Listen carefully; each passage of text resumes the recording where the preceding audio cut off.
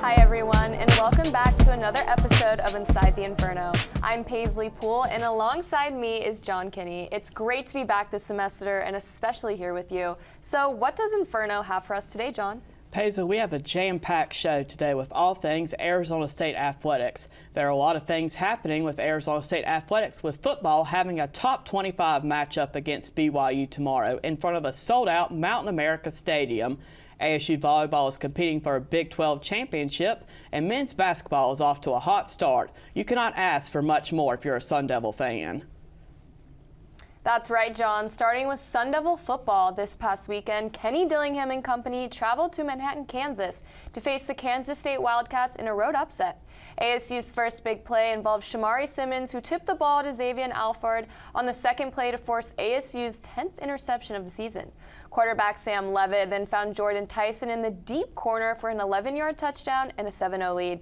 He then found Tyson for a second touchdown, this time a 30-yard laser early in the second quarter, making it a 14-0 lead. Next up, tight end Shaman Medier took a screen pass for 16 yards for a 21-0 Sun Devil lead. Coming out on the half, ASU went 7 plays and 46 yards before kicker Parker Lewis hit a 47-yard field goal to give ASU a 24-0 lead.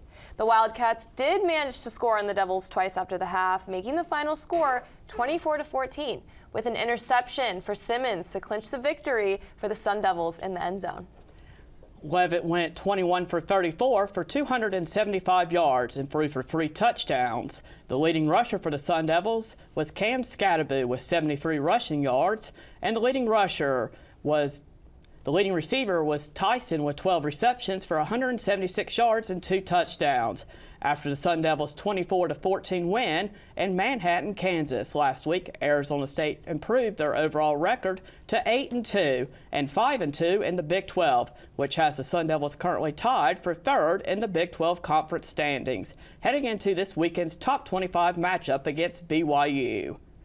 This weekend, ASU football will play its biggest game of the season in a top 25 matchup in front of a sold-out Mountain America Stadium when they take on BYU. Our Sammy Califf has a preview of this weekend's matchup. Thanks, John. This weekend is the biggest weekend of the year for ASU. Arizona State is now officially ranked in the top 25 in college football. The number 21 ranked ASU will take on the 14 ranked BYU tomorrow afternoon at Mountain America Stadium. The game is sold out and will have a full house. This is the biggest game for ASU since Notre Dame came to the Valley in 2014. The Sun Devils defeated the Fighting Irish 55-31 that year and were ranked number 9. ASU is in a very good position right now and will look to continue their winning ways before the season concludes. If the Sun Devils win out, there's a chance that they will be competing for the Big 12 championship in Dallas on December 7th and possibly the playoffs if luck is in their favor. ASU is in control of their own destiny, but BYU has proven that they are a team you don't want to mess with. Their first loss of the season was last Saturday against Kansas. Tempe will be rocking tomorrow, and it will be epic. Experts predicted that ASU would finish last in the Big 12 this season. Can ASU overcome all the odds and finish a story? We'll find out tomorrow night. Back to you guys at the desk. Wow, Sammy, thanks for that. And we can't wait to see what ASU does this Saturday with a chance to make it to the Big 12 championship in Texas. Of course, they must make it past BYU and take care of those U of A Wildcats Thanksgiving weekend. Adam Cunin has some Big 12 clinching scenarios for us now.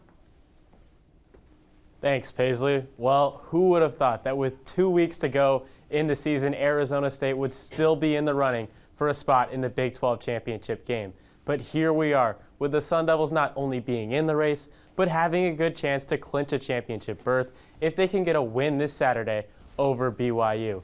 First, let's take a look at the Big 12 standings. Here are your top 6 teams heading into Saturday. You're going to see at the top, who is that? That's right, it's BYU, who the Sun Devils take on this weekend. The Cougs currently hold the first place spot in the Big 12, followed by Colorado, and then, of course, Arizona State and Iowa State tied for that third spot, and then Baylor and Kansas State to round out the top 6. But this has really become a 4-team race in the Big 12 with these 1- and 2-loss teams really controlling their own destiny down the stretch and having a good chance to make it to Arlington. But how can each of these teams clinch a trip to the Big 12 championship? Well, here are the remaining schedules for the top 4 teams in the Big 12. You're going to see these first 2 teams, BYU and Colorado. Simple for them. If they win out, they are in. They are in control of their own destinies. But for ASU and Iowa State, it gets a little bit more complicated. The Sun Devils have to win out and then hope that BYU is able to beat Houston, or that Colorado is able to lose one of these last two games, or if Iowa State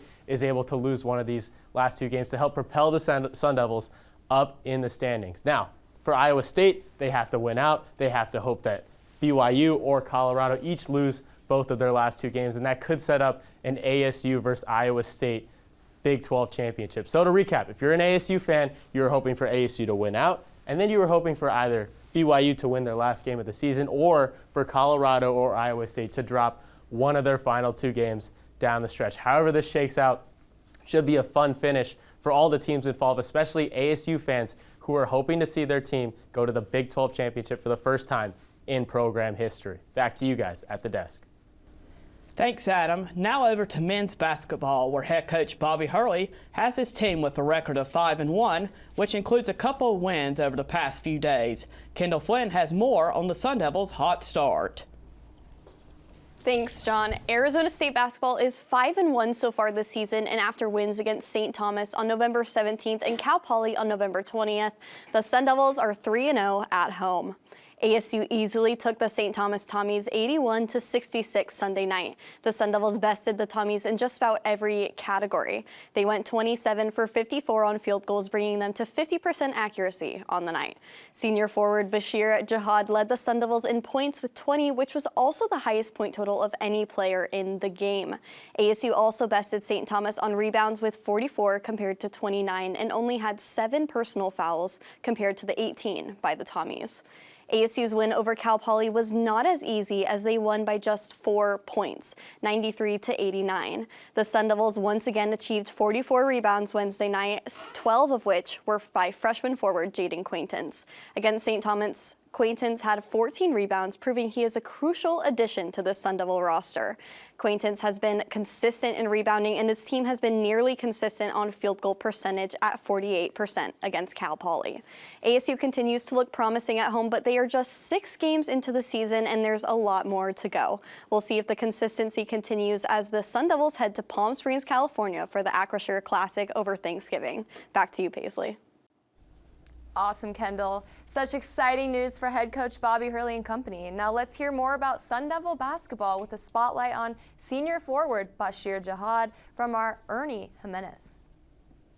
Thank you, Paisley. 6'9" senior forward Bashir Jihad has quickly become a key contributor to the ASU men's basketball team, helping the team start the season strong with a 5-1 record, a transfer from Ball State where he played his first 3 collegiate seasons. Jihad joined the Sun Devils in April to prove he can compete at the highest level.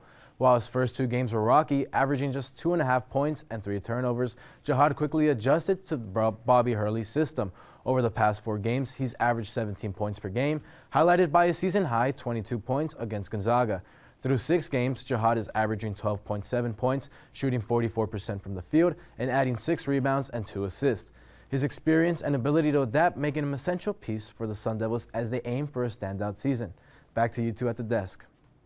Over to basketball, where the Sun Devils hosted the Brianna January Classic this past weekend. The Sun Devils took on SMU and Oregon State. Our women's basketball reporter Johan Lopez has more on the Sun Devils' success. Thank you very much, John.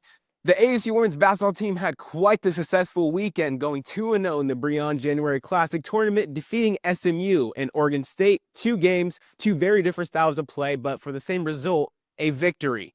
In the first game against SMU, the Sun Devils' offense was rolling. Ty Skinner and Jalen Brown combined for 51 of the 80 points scored on the night, along with the 27-point second quarter. The pivotal factor of this night was in the second half. The Sun Devils did not give up their halftime lead and fended off the Mustangs from coming back into this game. Unlike the last game against GCU, where they gave up a 9-point lead at half and only scored 5 points in the fourth quarter. Head coach Natasha Adi was very pleased to see her team playing the full 40 minutes and learning from that GCU game. Now on to game 2, where the Sun Devils dominated Oregon State with a commanding 79-60 victory. This was definitely their best defensive outing, holding the Beavers to a season low 60 points and forcing 19 turnovers. Candy Basham once again had another terrific outing. She recorded her second double-double in the last 3 games, and not only that, she hosted a block party on the court. A new season high, 6 blocks, and has a total of 15 15 blocks, 16 blocks in 5 games. The Sun Devils is evolving in front of our eyes. Let's remember, this is a relatively new team playing together for the first time, and they're trying to figure each other out. And they're learning from those first 2 losses against when they conceded 100 points to Arkansas State and blew a second-half lead to GCU. Arizona State had a very successful weekend, and not only that, they'll be tested against the 5-0 Kentucky Wildcats next Tuesday. Guys? We appreciate you, Johan. Maya Hall joins us now with more on the ASU women's basketball team and a look ahead at the Coast to Coast Music City Classic. Kaisley, ASU women basketball week of prep before heading to Nashville, Tennessee for the Coast to Coast Music City Classic. This tournament kicks off on Tuesday, November 26th as the Sun Devils challenge number 15, the University of Kentucky. The last time these two teams met in 2016, ASU came out on top with a 73-71 victory that had fans on the edge of their seats. You can bet the Wildcats are hungry for revenge. They will be coming in undefeated this season, while ASU enters the tournament with a 3-2 record. Despite the early season record, along with the improvement from the Sun Devils on their mistakes of the past, it is anyone's game. The Wildcats are averaging 78.8 points per game, with the Sun Devils close behind, putting up 77.6 points per game. We can expect a fierce battle on both sides of the ball. The next day, the Sun Devils take on the University of South Dakota, a program they have never faced before. The Coyotes come into this game at 2-4, coming off a solid win against North Carolina Central. South Dakota will want to upset ASU, but the Sun Devils will need to remain focused and keep their momentum rolling after the Kentucky game. Back to you at the desk, John.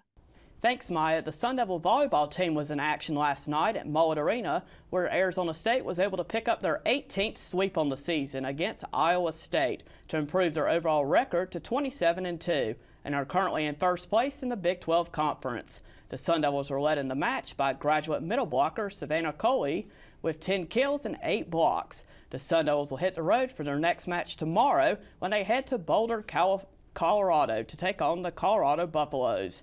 Game time is set for noon, and the game can be streamed on ESPN+. Thanks for closing us out, John. It's been a pleasure here at the desk with you, and that'll do it for our show today. Make sure to stay up to date on our in-depth coverage of ASU athletics throughout the year on our website, InfernoIntelMedia.com, and on social media at Inferno Intel. For Paisley Poole and our entire crew, I'm John Kinney. Thanks for tuning in to another episode of Inside the Inferno.